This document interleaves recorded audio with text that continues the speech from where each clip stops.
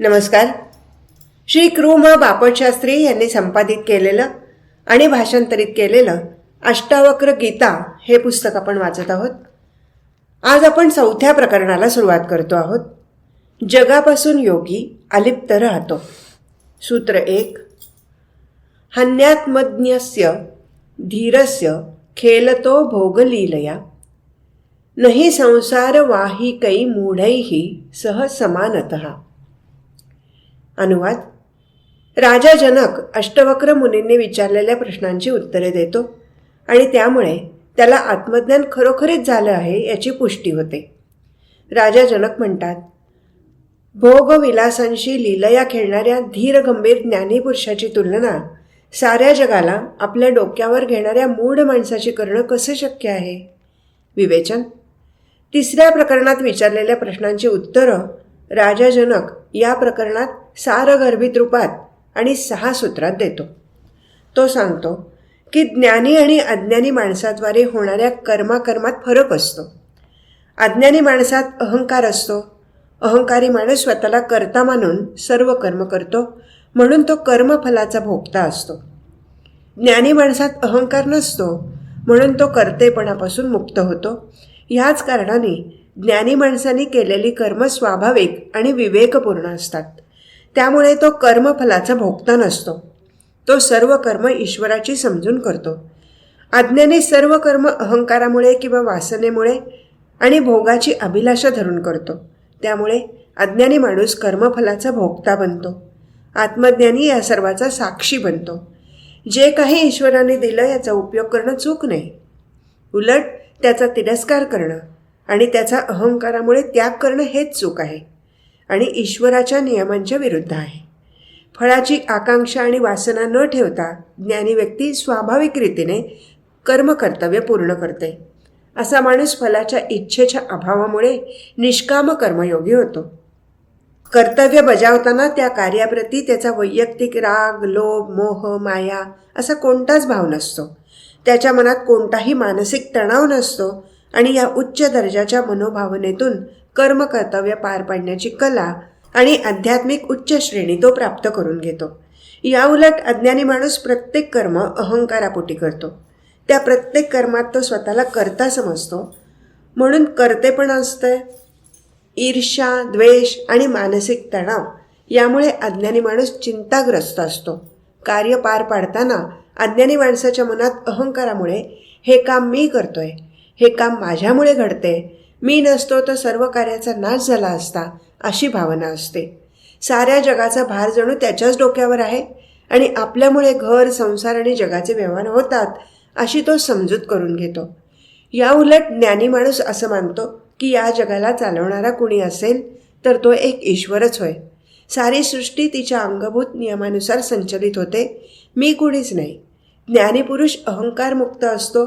हेच तथ्य स्पष्ट करण्यासाठी राजा जनक विचारतो की ज्ञानी पुरुषाच्या कार्याची तुलना अज्ञानी व मूढ पुरुषाच्या कार्याबरोबर कशी करता येईल. दोघांच्या दृष्टीत आणि कार्य करण्यामागील भावनेत खूप फरक आहे. मेवाड संस्थानात चतुरसिंह नावाचे एक ज्ञानी संत पुरुष होऊन गेले. मेवाडी भाषेतल्या एका दोह्यात हे सत्य स्पष्ट करण्यासाठी त्यांनी म्हटलं आहे की रैहट फिरे चरखो फिरे पण फरवा मे फेर यो तो बाढ हरियो करे वो छूता रोढेर. पाण्याचा रहाट पण फिरतो आणि रस काढणारा चरकसुद्धा फिरतो, पण दोघांच्या फिरण्यात फरक आहे. पाण्याच्या रहाटाच्या फिरण्यामुळे उसाचे शेत हिरवगार होतं, तर चरकाच्या फिरण्यामुळे रस काढलेल्या उसाच्या चिपाडाचा ढीग तयार होतो. ज्ञानी आणि अज्ञानी माणसाच्या कार्यात हाच फरक असतो. ज्ञानी पुरुष मृत्यूच्या वेळी सुद्धा हसतमुख असतो. मूढ माणूस जिवंतपणे मेल्यासारखा चेहरा करून फिरतो. काहीही धनसंपत्ती नसताना सुद्धा ज्ञानी माणूस आनंदित राहतो. सर्व वैभव आणि सुख लाभून सुद्धा अज्ञानी माणूस दुःखी आणि चिंताग्रस्त राहतो. ज्ञानी माणूस कर्तव्य करताना जणू काही क्रीडानंद मिळवतो, तर अज्ञानी माणूस क्रीडेला सुद्धा कष्टसाध्य काम समजतो. ज्ञानी माणूस जगाला नाटकाप्रमाणे किंवा स्वप्नाप्रमाणे भासमान समजतो, पण अज्ञानी माणूस स्वप्नाला सुद्धा सत्य समजतो. ज्ञानी आणि अज्ञानी माणसाच्या बाह्य कार्यकलापात समानता असून सुद्धा त्याकडे बघण्याच्या दृष्टीत खूप फरक असतो. राजा जनक याच अनुभूतीचं वर्णन करतात. सूत्र 2. यत्पदं प्रेप्सवो दीना शक्राद्याः सर्वदेवताः अहो तत्र स्थितो योगी न हर्षमुपगच्छति. अनुवाद: ज्या पदाच्या अभिलाषेमुळे इंद्र आणि अन्य देवता हुरळून जातात, दीन होतात, त्या पदाची प्राप्ती झालेला योगी पुरुष मात्र कधीही हर्षोल्लासित होत नाही, हे एक आश्चर्यच आहे. विवेचन: या सूत्रात राजा जनक सांगतात की कर्म तर ज्ञानी आणि अज्ञानी असं दोघंही करतात, परंतु अज्ञानी माणसाला कर्मफलाची तीव्र अपेक्षा असते आणि या अपेक्षेमुळे लाभहानी, सुखदुःख, हर्षविषाद यासारख्या भावनांनी तो प्रभावित होतो. या विविध भावनांचं मुख्य कारण त्याच्या इच्छा, अपेक्षा ह्याच असतात. कामाला सुरुवात करतानाच अज्ञानी माणूस त्यापासून किती लाभ होईल याचा अंदाज घेत त्या अपेक्षांची जोपासना करतो. ह्या कामामुळे एवढा फायदा होईल हे प्रारंभ करतानाच मनात गृहीत धरलेलं असतं. एवढा लाभ आणि एवढा आनंद मिळावा अशी अपेक्षा आणि त्या अपेक्षाचा ताणतणाव त्याच्या मनावर असतो. या भविष्यकाळात होऊ शकणाऱ्या फायद्यावर आधारित अशी दुसरी स्वप्न पाहायला सुरुवात होते. पुढच्या योजना तयार होतात. या फायद्यातून होणाऱ्या नफ्यातून घर तयार करेन, मोटार खरेदी करेन, मुलांच्या शिक्षणाची व्यवस्था करेन वगैरे स्वप्न मनात फुलू लागतात. पण जेव्हा या अपेक्षा पुऱ्या होत नाहीत तेव्हा शेख चिल्लीच्या महम्मदी स्वप्नाप्रमाणे याचीही स्वप्न भंग पावतात आणि तो तीव्र दुःखी होतो. हे दुःख कोणत्याही वस्तूमुळे होत नसून कर्मफलाच्या अपेक्षेमुळे होत असतं. या अपेक्षांचा ताणतणावामुळे देवांचा राजा इंद्रसुद्धा दीन दुःखी होतो. त्याचं सिंहासन कोणी दुसरा हिसकावून घेईल या धोक्याची त्याला नेहमी भीती वाटते. कुणी कठोर आणि उग्र तपस्या केली तर इंद्राचं सिंहासन डोलू लागतं. आपलं सिंहासन वाचवण्यासाठी इंद्र कटकारस्थान रचतो. या सुखोपभोगाच्या इच्छेमुळे सर्व देवदेवतासुद्धा दुःखी होतात. आमचं संकट दूर करा अशी प्रार्थना करतात. या वासनांमुळे इंद्र आणि अन्य देवता आत्मरूपी आणि मुक्तिरूपी श्रेष्ठ पद प्राप्त करू शकलेले नाहीत. हे पद प्राप्त व्हावं म्हणून ते मनोमनी कष्टी होतात. पण ज्या श्रेष्ठ योग्यांना हे पद प्राप्त होतं ते मात्र त्यामुळे किंचित मात्रही आनंदित होत नाहीत. हे एक आश्चर्यच आहे. हे पद प्राप्त करूनसुद्धा मी त्यामुळे आनंदित झालेलो नाही, कारण हर्षखेद, आनंद, दुःख या प्रकारच्या, तसेच मी तू, माझं तुझं किंवा जडचेतन अशा सर्व स्वरूपाच्या द्वैत भावनेच्या मी पलीकडे गेलो आहे. अद्वैत मनोवृत्तीची स्थिती हीच मुक्ती आहे. लाभ, नुकसान, प्राप्ती, अप्राप्ती याकडे मी आता समान भावनेने पाहू शकतो. मी नित्य शाश्वत असणाऱ्या आत्मपदाची प्राप्ती केली आहे. त्या पदावर मी स्थिर आहे. ज्याच्याजवळ काहीच नाही तो दीन नसतो, तर ज्याला सतत कशाची तरी इच्छा असते तो दीनहीन असतो. ज्याची तृप्ती होत नाही, ज्याला सतत कशाची तरी इच्छा असते तोच दुःखी असतो, कारण अपेक्षा, वासना आणि इच्छा याच सर्व दुःखाचं कारण आहे. सूत्र 3. तज्ज्ञस्य पुण्यपापाभ्याम स्पर्शो यंतर्न जायते नयाकाशस्य धूमेन दृश्यमानापि संगतीही. अनुवाद: मुक्तिपद प्राप्त केलेल्या व्यक्तीच्या अंतकरणाला पापपुण्याचा स्पर्श होत नाही. ज्याप्रमाणे आपल्याला भास होत असला तरी धुराच्या उंच लोटांचा सुद्धा आकाशाला स्पर्श होत नाही, त्याचप्रमाणे पापपुण्याचा स्पर्श मुक्ती प्राप्त केलेल्या व्यक्तीला होत नाही.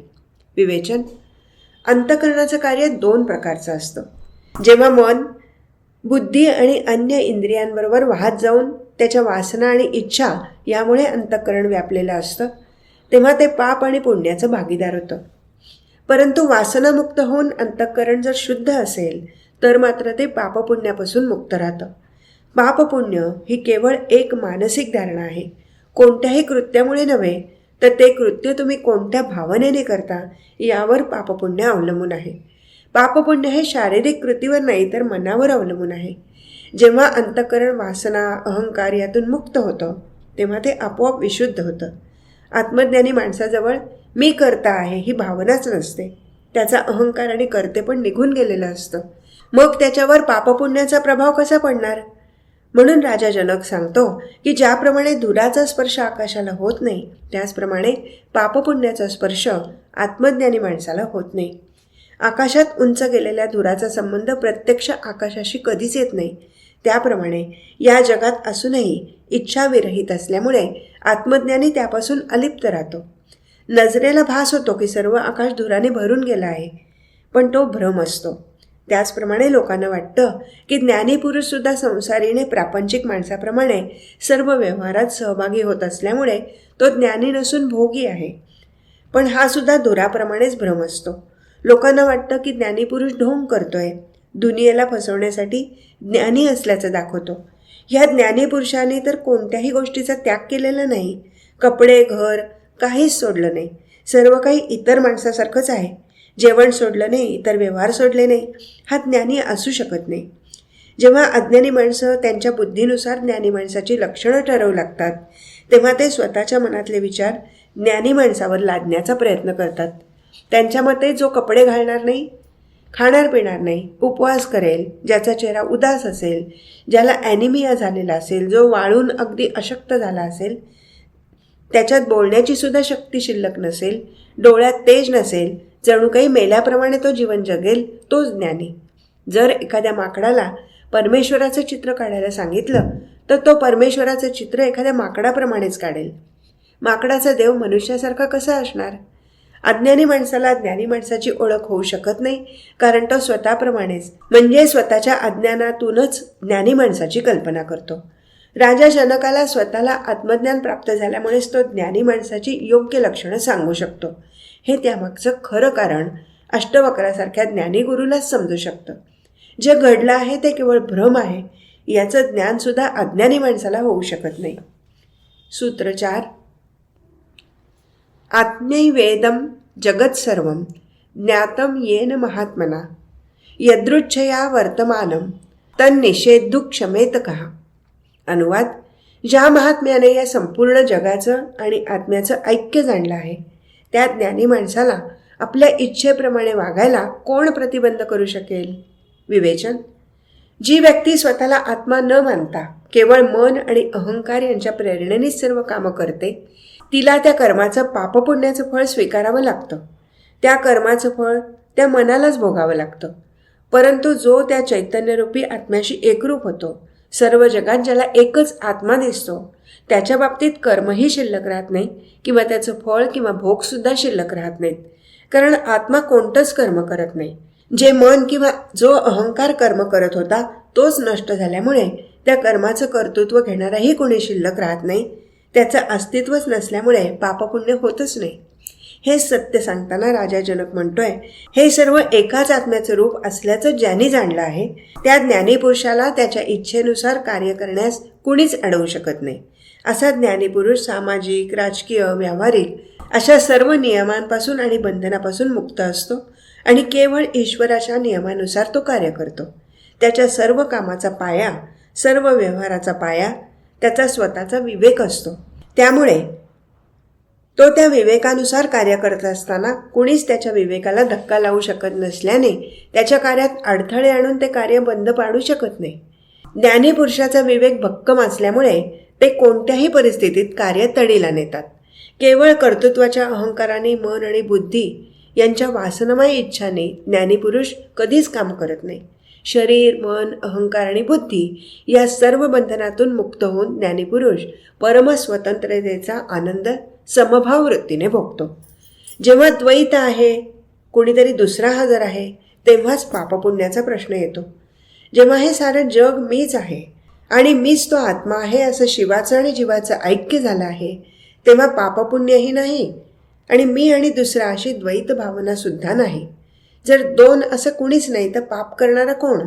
कोणासाठी आणि कोणाशी पाप करायचं? कोण करता आहे? कोण भोग घेणारा आहे? पापपुण्याची भाषा द्वैताची भाषा आहे आणि ती तर अज्ञानी माणसाकरता आहे. ज्ञानी माणसाच्या मनात तर कुणीच कोणापासून भिन्न नाही. ज्ञानी माणसाजवळ एकत्वाची भावना असते. भेद शिल्लकच राहत नाही. मग पापपुण्य कशाचं?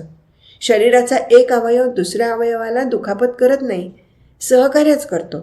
जर अनवधानाने एखाद्या अवयवामुळे दुसऱ्या अवयवाला त्रास झाला तर दुसरा अवयव काही त्याचा सूड घेत नाही, माफी मागायला सांगत नाही. कोणत्याच अवयवाला त्यामुळे पाप लागत नाही किंवा बाकीचे अवयव स्वर्गात आणि त्रासाला कारणीभूत ठरलेला अवयव नरकात जातो असंही होत नाही. पाप, पुण्य, स्वर्ग, नरक, दया, क्षमा ही सर्व द्वैतवादी भाषा ज्ञानी माणसाकरता उपयोगाची नसून ती अज्ञानी माणसाची भाषा आहे. अद्वैताची प्राप्ती केलेला ज्ञानीपुरुष या सर्व द्वैतातून आणि द्वंद्वातून मुक्त असतो. ज्याला एकत्वाचा बोध होतो त्याला पुण्यपाप लागत नाही. सूत्र 5. आ ब्रह्मस्तंभ पर्यंते भूतग्रामे चतुर्विधे विज्ञस्यैव हि सामर्थ्य भिच्छा निच्छा विवर्जने. अनुवाद. ब्रह्म्यापासून क्षुद्र मुंगीपर्यंतच्या सर्व प्रकारच्या जीवांच्या समूहात आपली इच्छा आणि अनिच्छा नियंत्रित करण्याचं सामर्थ्य फक्त ज्ञानी पुरुषाजवळ असतं. विवेचन.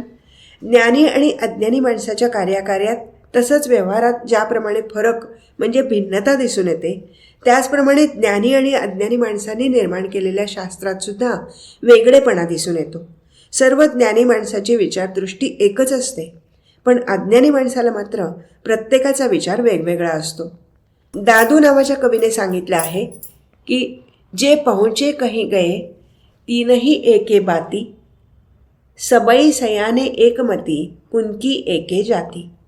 ज्ञानी माणसाचा कोणताही संप्रदाय असत नाही, त्याची कोणतीच जात असत नाही, त्याच्यात मतभिन्नताही नसते, त्याच्या सिद्धांतात आणि कार्यातही वेगळेपणा नसतो. ते सर्वजण जणू एकाच विचाराचे प्रतिपादन करतात. जे सत्य आहे त्याचंच ते प्रतिपादन करतात. एकदा एका न्यायाधीशाने 10 साक्षीदार बोलवायला सांगितले. वकिलाने 10 साधुपुरुष पकडून त्यांना न्यायाधीशासमोर हजर केलं. त्यांच्या साक्षी ऐकल्यावर न्यायाधीश महाराज म्हणाले की या 10 जणांचा मी केवळ एकच साक्षीदार मानतो, कारण ते सर्वजण एकच गोष्ट एकाच पद्धतीने एकसारखी सांगतात. आता दुसरे 9 साक्षीदार आणा. ज्ञानी माणसाची वर्तनशैली ही याप्रमाणे असते, पण अज्ञानी माणसाचे नाना ढंग नाना तऱ्हा असतात. त्यांचा प्रत्येकाचा विचार वेगवेगळा असतो. त्यांच्यात अनेक सिद्धांत असतात.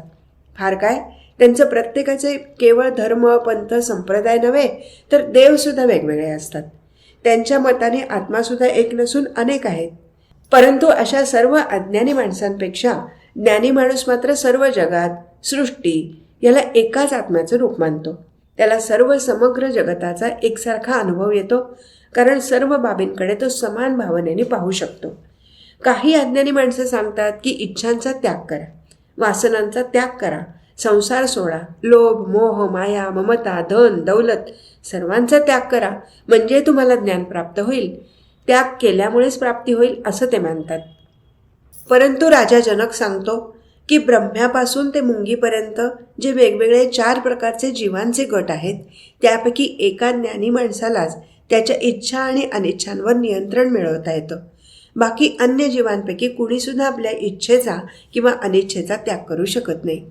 सृष्टीचा निर्माता आणि जनक म्हणून गौरविला गेलेला ब्रह्मसुद्धा इच्छांच्या मोहपाशात बद्ध आहे, कारण सृष्टीची निर्मिती ही त्याचीच इच्छा आहे.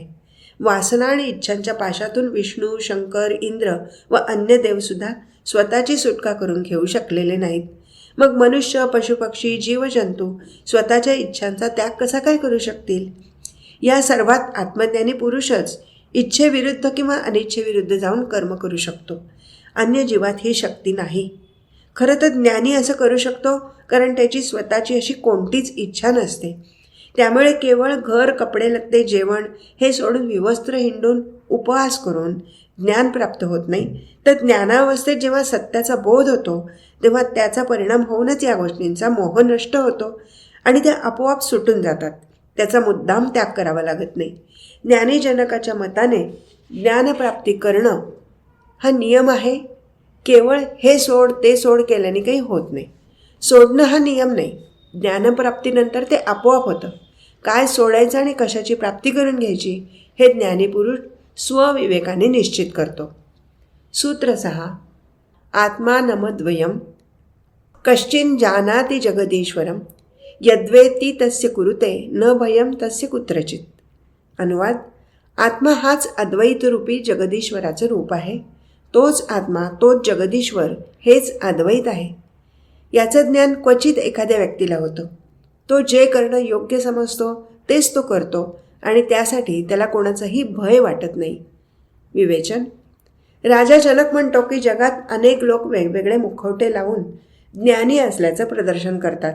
कोणी पूर्ण नग्न अवस्थेत, कोणी अंगाला चिमटे लावून, कोणी अग्नी प्रज्वलित करून, कोणी तपश्चर्या करून, कोणी अंगाला भस्म फासून, कोणी घंटानाद करून आपण ज्ञानी असल्याचं नाटक करतात. सांगता येणार नाही एवढ्या वेगवेगळ्या पेहरावात आणि रूपात ते ज्ञानी पण मिरवत असतात. त्यातही पुन्हा भेद आणि संप्रदायाचे तुकडे असतात. कुणी द्वैतवादी, कुणी निरंकारवाले, कोणी कबीरपंथी, कोणी नानकपंथी, कोणी शैव तर कोणी वैष्णव. पण त्यांच्यात ज्ञानीपुरुष एखादाच असतो. कोणी एखादाच आत्म्याचं ज्ञान प्राप्त केलेला असतो. आत्मा एकच असून सारी सृष्टी हा त्याचाच आविष्कार आहे हे ज्ञान सर्वांना झालेलं नसतं. एकच आत्मा आहे आणि तोच जगदीश्वर आहे. त्याच्यापासून सृष्टी निर्माण झाली आहे. सृष्टी, आत्मा, ईश्वर एकच आहेत. सृष्टी वेगळी आणि तिला निर्माण करणारा सृष्टी वेगळा अशी स्थिती नाही हे ओळखतो तोच ज्ञानी होय. भस्म लावल्यामुळे आणि एका पायावर उभं राहिल्यामुळे किंवा केवळ भगवे कपडे आणि तुळशी माळा घातल्यामुळे ज्ञान होत नसतं. ज्याला आत्मा एकच आहे हे ज्ञान झालं त्या ज्ञानी पुरुषाला जे करणं योग्य आहे असं वाटतं तेच तो करतो.